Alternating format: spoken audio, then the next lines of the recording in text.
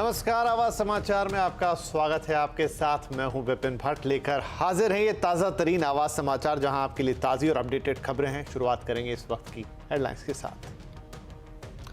आज फिर विपक्षी सांसदों पर स्पीकर की कार्रवाई। अधीर रंजन चौधरी समेत 34 विपक्षी सांसद बचे हुए शीत सत्र के लिए निलंबित। हंगामे से आज भी ठप रही संसद। ज्ञानवापी की सीलबंद सर्वे रिपोर्ट अदालत में पेश। एएसआई ने वाराणसी कोर्ट में सौंपी रिपोर्ट। अब 31 दिसंबर को होगी सुनवाई। कारोबारी हफ्ते के पहले दिन बाजार में दायरे में रहा कारोबार। सेंसेक्स निफ्टी में मामूली गिरावट, लेकिन मिड कैप में तेजी जारी। मिड कैप स्मॉल कैप शेयरों में खरीदारी। फार्मा मेटल इंफ्रा शेयरों में आज रही चमक। तंग करने वाली फोन कॉल्स पर सरकार बेहद सख्त। बायोमेट्रिक्स वेरिफिकेशन भी हुआ जरूरी। नया टेलीकॉम बिल लोकसभा में हुआ पेश। कोरोना के नए सब वेरिएंट JN.1 ने बढ़ाई टेंशन। केरल में नए वेरिएंट की पुष्टि। सिंगापुर में एक हफ्ते में करीब 56,000 से ज्यादा मामले। मास्क पहनने पर फिर बढ़ा जोर।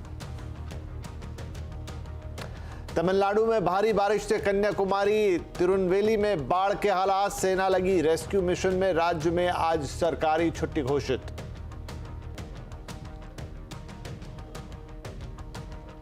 इन तमाम खबरों के बीच शुरुआत करेंगे संसद से, जहां की सुरक्षा में चूक के मामले पर आज भी हंगामेदार सेशंस रहे। लोकसभा की कार्रवाई में बाधा डालने के लिए आज स्पीकर ने 34 विपक्षी सांसदों को बचे हुए शीतकालीन सत्र के लिए सस्पेंड कर दिया है।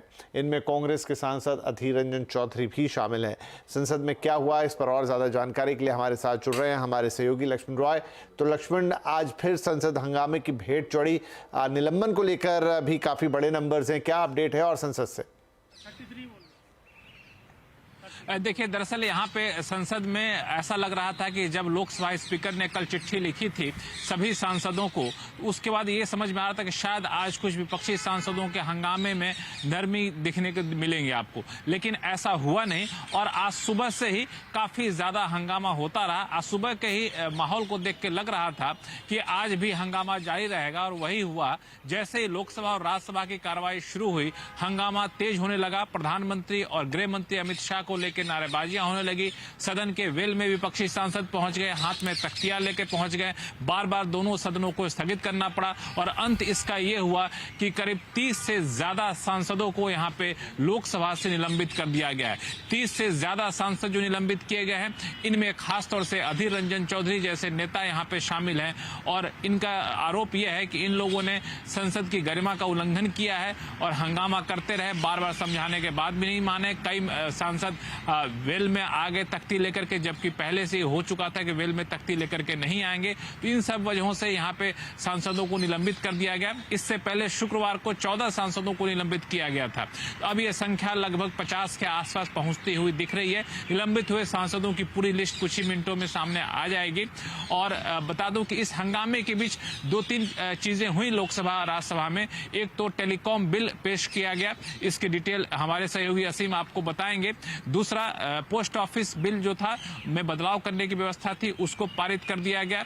जम्मू कश्मीर के विधानसभा में महिलाओं के आरक्षण से जुड़ा हुआ बिल था, उसको राज्यसभा से पारित कर दिया गया। लेकिन आज के माहौल को मुझे देखकर लगता है कि संसद सत्र के बचे हुए दिनों में भी हंगामा काफी ज्यादा रहने के आसार हैं, क्योंकि जिन सांसदों को आज निलंबित किया गया उनको साफ तौर से कहा गया कि संसद सत्र के बाकी बचे हुए दिनों को निलंबित किए जा रहे हैं। मुझे लगता है हंगामा यहां से और ज्यादा बढ़ने की आशंका है। जी, तो आज भी हंगामे की भेंट चढ़ी संसद, और जैसा लक्ष्मण कह रहे हैं कि आने वाले दिनों में भी इससे ज्यादा कुछ स्थिति में फर्क आने वाला नहीं और हंगामेदार ही रहेगा ये सेशन। इधर संसद से सांसदों के निलंबन के बाद कांग्रेस ने मोदी सरकार पर हमला बोल दिया है। आज की सरकार तानाशाही की चरम शिखर पर पहुंच गए हैं। उनके पास बहुमत है, और बहुमत की साथ साथ बाहुबली की डंडा घुमा रहे हैं, और सारे सदन को जैसे कि अपने पार्टी ऑफिस के मुताबिक चलाना चाहते हैं। सदन आरएसएस और बीजेपी के तो पार्टी ऑफिस नहीं बन सकते, तो इसलिए चर्चा करने के लिए मुखर थे हम लोग। देखिए, देश आज साफ साफ देख रहा है कि पार्लियामेंट के अंदर कैसे बुलडोजर चलाया जा रहा है। ये कुछ नहीं है ये विरोधियों को रोंगने का ये एक प्रक्रिया है, विरोधियों को कुचलने का एक प्रक्रिया है, और सिर्फ अमित शाह जी को उनके विफलताओं को बचाने के लिए एक बुलडोजर चला रहे हैं। तो ये तो हुआ संसद से अपडेट। अब बात कर लेते हैं आज के बाजार की। बाजार में आज कई दिनों से जारी बुल्स का जोश थोड़ा डाउन पड़ता हुआ दिखाई दिया और इसी के साथ आज बाजार लाल निशान में भी बंद हुआ है। सेंसेक्स आज 169 पॉइंट गिरकर 71,315 पे बंद हुआ, तो निफ्टी 38 पॉइंट गिरकर 21,419 पर। आज सबसे ज़्यादा खरीदारी ऑटो पीएसयू शेयरों में रही, वहीं रियल्टी, बैंकिंग और एफएमसीजी इंडेक्स में भी गिरावट पर बंद हुए हैं। मार्केट का पूरा हाल अब हम लेंगे अपने सहयोगी सुमित मल्होत्रा से। सुमित, सबसे पहले तो मार्केट के क्या बड़े हाईलाइट्स थे आज? देखिए, आज हफ्ते का पहला कारोबारी सत्र थोड़ा सा फीका था फ्रंट लाइन इंडेक्स के लिहाज से, जहां पर बाजार के जो सबसे बड़े इंडिसेस थे वहां तो एक दायरे के अंदर ही कामकाज हो रहा था। निफ्टी बैंक थोड़ा प्रेशर में था, लेकिन स्टॉक स्पेसिफिक स्टोरीज बढ़िया थी। मिड कैप स्मॉल कैप में अच्छा एक्शन था और मिड कैप स्मॉल कैप दोनों में ही अच्छा मोमेंटम बनता हुआ दिखाई पड़ रहा था। इनफैक्ट एडवांस डिक्लाइन देखेंगे तो 1800 शेयर तेजी में और करीब करीब 1100-1200 शेयर बिकवाली के साथ कामकाज करते हुए आपको दिखाई पड़ेंगे। आईटी थोड़ी बहुत खरीदारी में था, लेकिन फ्रंट लाइन इंडेक्स में बैंक, रियल्टी थोड़ा प्रेशर में कामकाज करते हुए दिख रहे थे। शुगर जैसे सेक्टर आज तेजी में थे, डिफेंस जैसे शेयरों में तेजी थी, पीएसयू शेयरों में आज भी खरीदारी थी। पीएसयू बैंक कुछ हद तक पार्टिसिपेट कर रहे थे, लेकिन जो स्टॉक स्पेसिफिक स्टोरी है वो मार्केट में ज्यादा काम कर रही थी और फ्रंट लाइन इंडेक्स के अंदर बहुत ज्यादा कोई अच्छा रुझान या तेजी का रुझान वहां पर नहीं था। जी, तो ये तो हुए बाजार के हाईलाइट। सुमित, अब ये बताएं कि एक्शन आज सबसे ज्यादा कहां रहा?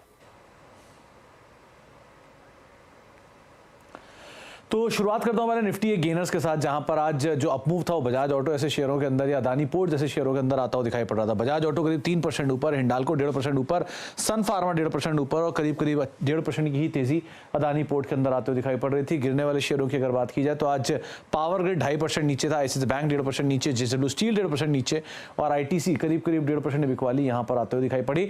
मिड कैप के चढ़ने वाले शेयरों में टीम लीज 8% ऊपर रहा, टीटीएमएल 7% ऊपर रहा, प्रिंस पाइप 6.5% चढ़ा और साथ ही साथ यूटीआई एएमसी में भी करीब 6-6.5% की तेजी आते हुए दिखाई पड़ी। गिरने वाले शेयरों में स्वान एनर्जी लगातार तेजी के बाद प्रॉफिट टेकिंग, गुजरात अंबुजा 2.5% नीचे, आर्चिन केमिकल करीब 3% नीचे और एसजेवीएन 3.5% के आसपास की बिकवाली यहां पर आते हुए दिखाई पड़ी। और मेजरली आज जो अपमूव था वो थोड़ा बहुत फार्मा स्पेस के अंदर आता हुआ दिखाई पड़ा। तो अगर आप एफ एंड ओ के टॉप गेनर देखेंगे तो वहां पर भी फार्मा के शेयर थे जो कि तेजी में कामकाज करते हुए दिखाई पड़ रहे थे। जी सुमित, बहुत शुक्रिया इस मार्केट अपडेट के लिए। आने वाले वक्त में डिफेंस और रेलवे वाली कंपनियों में अच्छा पैसा बन सकता है, ऐसा कहना है ट्रस्ट म्यूचुअल फंड के सीईओ मिहिर वोरा का। उन्होंने आगे कहा कि रेलवे में कैपिटल एक्सपेंडिचर काफ़ी बड़ा है और इस थीम से आगे काफ़ी तेजी दिख सकती है। जब तेजी हुई तो डिफेंस का ऐसा या रेलवेज का ऐसा कोई स्पेसिफिक थीम नहीं था। हाँ, रोड्स, पोर्ट्स में हमने काफी एक्शन देखी थी, पोर्ट्स में काफी इन्वेस्टमेंट की है हमने, रोड नेटवर्क में काफी 15 साल से हमने काफी इन्वेस्ट किया है, लेकिन डिफेंस और ये जो रेलवे है उसमें कम फोकस था। ये फोकस पिछले 3-4 साल से आया है। डिफेंस में कैपिटल एक्सपेंडिचर का एलोकेशन तो बढ़ ही रहा है, लेकिन उसमें गवर्नमेंट ने कहा है कि हम उसको इंडिजिनाइज करेंगे और उसको हम एक्सपोर्ट के लिए भी प्रिपेयर कर रहे हैं। तो ये आई वुड से नए डेवलपमेंट्स है और उसकी वजह से जो sectors completely under the radar थे अब उभर के आ रहे हैं और ये थीम स्ट्रक्चरल है। मेरे ख्याल से ये एक साल की थीम नहीं है, ये लॉन्ग टर्म थीम है।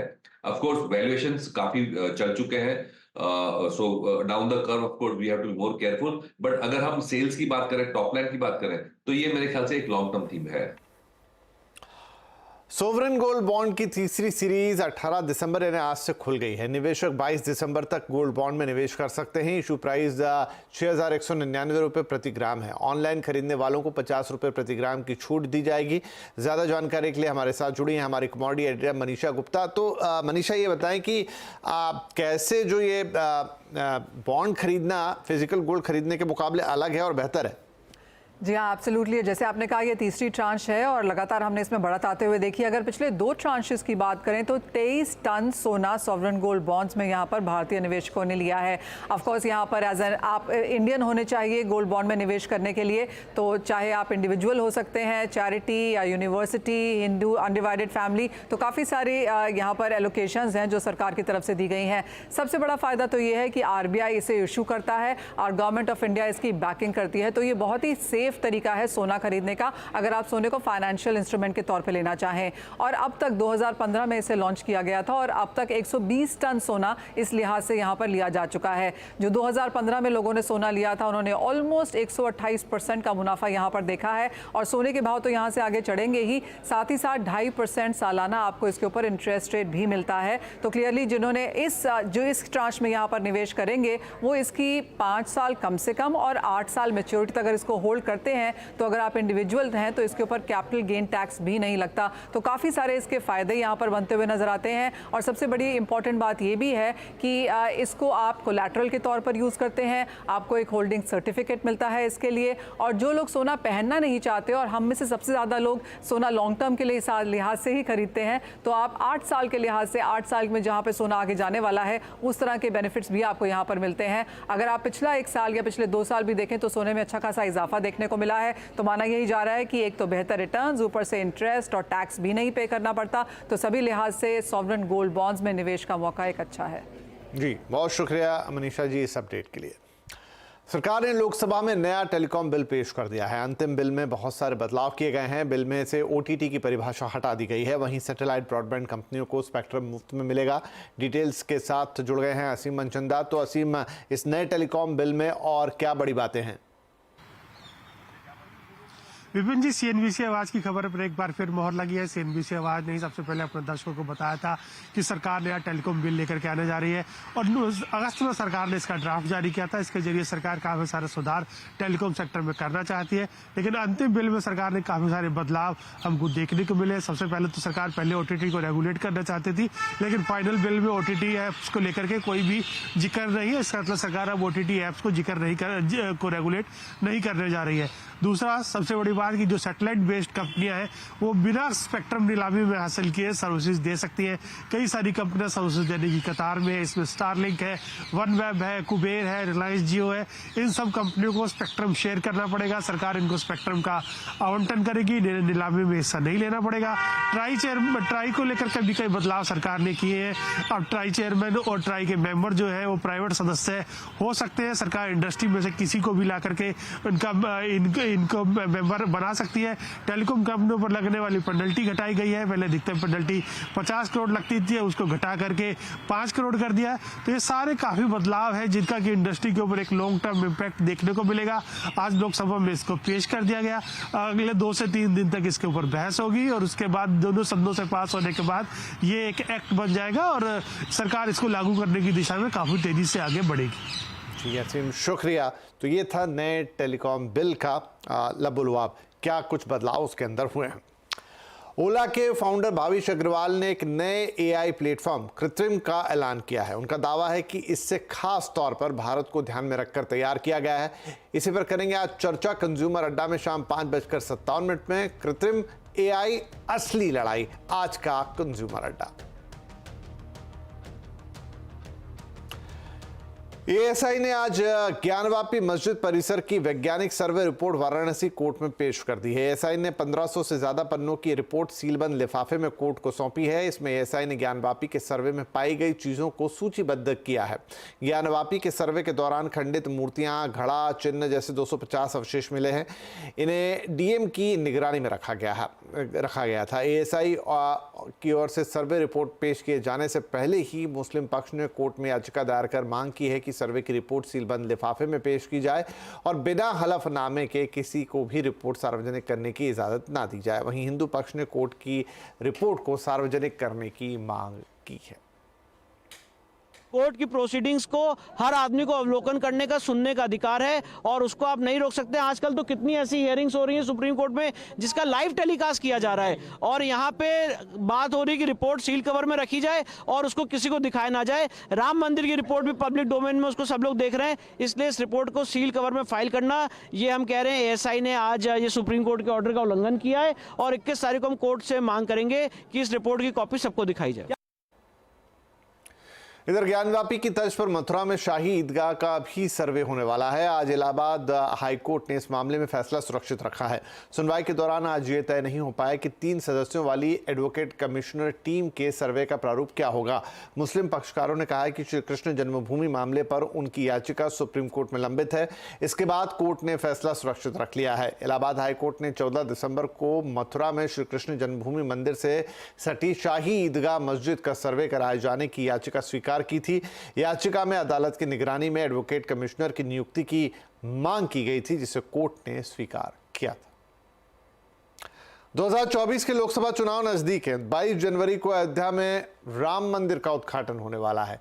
इससे पहले काशी और मथुरा का मुद्दा गरमाया हुआ है। तो क्या 2024 के चुनाव में फिर से हिंदुत्व की थीम चलेगी? आज आवाज अड्डा में इसी पर करेंगे बड़ी चर्चा। शाम 7:57 पर आज का आवाज अड्डा 2024 चुनाव फिर हिंदुत्व की थीम। वाराणसी से दिल्ली तक सफर करने के लिए एक बड़ी खुशखबरी है। पीएम मोदी ने आज वाराणसी से नई दिल्ली के बीच चलने वाली दूसरी वंदे भारत एक्सप्रेस को हरी झंडी दिखा दी। वंदे भारत एक्सप्रेस 8 घंटे में प्रयागराज और कानपुर होते हुए दिल्ली का सफर तय करेगी। इस रूट पर दूसरी वंदे भारत चलने से लाखों यात्रियों को फायदा होगा। ज्यादा जानकारी के लिए हमारे साथ जुड़ रही हैं हमारे सहयोगी दीपाली नंदा। तो दीपाली, क्या अपडेट है? अब तो दो वंदे भारत हैं वाराणसी से। वाराणसी से नई दिल्ली का सफर वंदे भारत ट्रेन में करेंगे। उनका स्वागत रेड कारपेट से किया जाएगा। कोच के अंदर लेकर चलो, उससे पहले किन फैसिलिटीज से लैस ये वंदे भारत है वो आप देख सकते हैं। यहाँ पर आपको हर एक कोच के अंदर और बाहर इमरजेंसी टॉकबैक यूनिट मिल जाएगी। यानी अगर किसी भी यात्री को कुछ इमरजेंसी है, वो यहाँ पर ये बटन दबाकर सीधा लोको पायलट से बातचीत कर सकते हैं। इतना ही नहीं, इसके ठीक सामने आप देख सकते हैं फर्स्ट एड किट भी है। कि आप देख सकते हैं मेरे साथ इस कोच में जो ट्रैवल कर रहे हैं वो है ये स्कूली बच्चे। अलग अलग जगह से, अलग अलग स्कूल से ये बच्चे यहाँ पर आए हैं। और सबसे इंटरेस्टिंग बात ये है कि पहली बार ये लोग वंदे भारत ट्रेन में ट्रैवल कर रहे हैं, इसलिए काफी खुश भी दिखाई दे रहे हैं। बच्चों से बात करेंगे। आप क्या पहली बार ट्रैवल कर रहे हैं? Yes ma'am. तो कितना अच्छा लग रहा है आपको? मतलब कैसी लगी वंदे भारत ट्रेन? मैम बहुत अच्छी लगी, बहुत अच्छी। बहुत अच्छी लगी। आप बताएं। मैम अच्छी लगी, बहुत अच्छी लगी। यस। ठीक है, तो वंदे भारत ट्रेन बच्चों को बहुत अच्छी लगी। और हमने देखा है कि जब भी प्रधानमंत्री वंदे भारत ट्रेन को इनॉग्रेट करते हैं तो उनकी कोशिश रहती है कि वो बच्चों से भी बातचीत करें। यहाँ पर आप देख सकते हैं कुछ और भी यात्री हैं, इनसे बात करेंगे। सर, आप कहाँ तक जा रहे हैं इस वंदे भारत ट्रेन में? मैं दिल्ली के लिए चल रहा हूँ। और ये वंदे भारत से ये तीसरी जर्नी मेरी है। बड़ी सुखद जर्नी है। बनारस या वाराणसी की बात करें तो अब यहाँ पर टूरिज्म सेक्टर काफी तेजी से एक्सपैंड हो रहा है। इसी की वजह से जो डिमांड है यहाँ पर रेल की वो भी बढ़ती हुई नजर आ रही है। अगर सर्विसेज की बात देखें तो मोर और लेस जो पहली वंदे भारत ट्रेन है उसी की तरह की फैसिलिटीज यहाँ पर है। आप देख सकते हैं कि लगेज स्पेस इसके ऊपर है। नीचे इस तरह की रीडिंग लाइट का ऑप्शन पैसेंजर्स को दिया जाएगा। चार्जिंग सॉकेट्स है, हर एक सीट में फुट रेस्ट है, पानी की बोतल को रखने का स्टैंड है। और जो सबसे अच्छी बात है कि जो इसकी सीट्स है, कुशन सीट्स है, काफी कंफर्टेबल ये सीट्स है। तो चलिए अब मैं आपको ये भी बता देती हूँ कि हफ्ते में 6 दिन ये वंदे भारत ट्रेन चलेगी। मंगलवार को ये ट्रेन नहीं चलेगी। और इसके किराए की बात की जाए तो कमोबेश जो अभी इस रूट पर वंदे भारत ट्रेन चल रही है उसी के हिसाब से है। तो ये थी नई वंदे भारत जिसका जायजा ले रही थी दीपाली। और यहाँ बैक आप देख रहे हैं आवाज समाचार। एक बार फिर से कोरोना ने टेंशन बढ़ा दी है। वजह है इसका नया वेरिएंट JN.1 का भारत में मिलना। केरल में एक महिला जो सिंगापुर से आई थी उसने इस वेरिएंट की पुष्टि हुई है। और आपको बता दें कि JN.1 वेरिएंट विदेशों में एक बार फिर से कोरोना को तेजी से फैला रहा है। सिंगापुर में तो एक ही हफ्ते में 50,000 से ज़्यादा मामले सामने आ चुके हैं। इस नए वेरिएंट को लेकर सरकार भी काफ़ी अलर्ट है। अस्पतालों में कोविड फैसिलिटी बढ़ाई जा रही है, साथ ही मास्क पहनने को लेकर भी कहा जा रहा है। कोरोना का ये वेरिएंट ज़्यादा संक्रामक और ख़तरनाक भी बताया गया है। इससे दोनों वैक्सीन लगवा चुके लोग भी सेफ नहीं हैं। ऐसे में अब केरल सरकार अलर्ट मोड पर आ गई है। तमिलनाडु में अब तक चक्रवर्ती तूफान मिग्जॉम के असर से वो राज्य उभर नहीं पाया है। राज्य फिर भीषण बारिश के कहर को झेल रहा है। भारी बारिश से कई इलाकों में बाढ़ के हालात बन गए हैं। तिरुनेलवेली में और तूतीकोरिन के अलावा तेनकासी और कन्याकुमारी जिलों में झमाझम बारिश से हाल बेहाल है। मौसम विभाग ने राज्य में रेड अलर्ट जारी किया है। साथ ही अगले 7 दिनों के लिए तमिलनाडु के कई शहरों में भारी बारिश के आसार भी जताए गए हैं। बारिश के चलते आज प्रभावित जिलों के सभी स्कूल, कॉलेज, बैंकों की छुट्टी की गई है। एनडीआरएफ, एसडीआरएफ के करीब 250 जवान राहत और बचाव कार्य के लिए तैनात किए गए हैं। इधर शिमला में बर्फबारी का मजा लेने के लिए सैलानियों का इंतजार खत्म हो गया है। शिमला स्केटिंग रिंक में आज आइस स्केटिंग के लिए बर्फ जम चुकी है। इसके चलते आज से स्केटिंग का रोमांच शुरू हो गया है। यहां लोगों ने सुबह 8 से 10 बजे तक स्केटिंग का आनंद लिया। इस दौरान 1 दर्जन से ज़्यादा स्केटर्स ने स्केटिंग का लुत्फ उठाया और आने वाले वक्त में इस संख्या में बढ़ोतरी भी देखी जाएगी। आपको बता दें कि इस बार देरी से आइस स्केटिंग शुरू हुई है। इसके बावजूद भी लोगों ने स्केटिंग करने के लिए ज़बरदस्त उत्साह दिखाया है।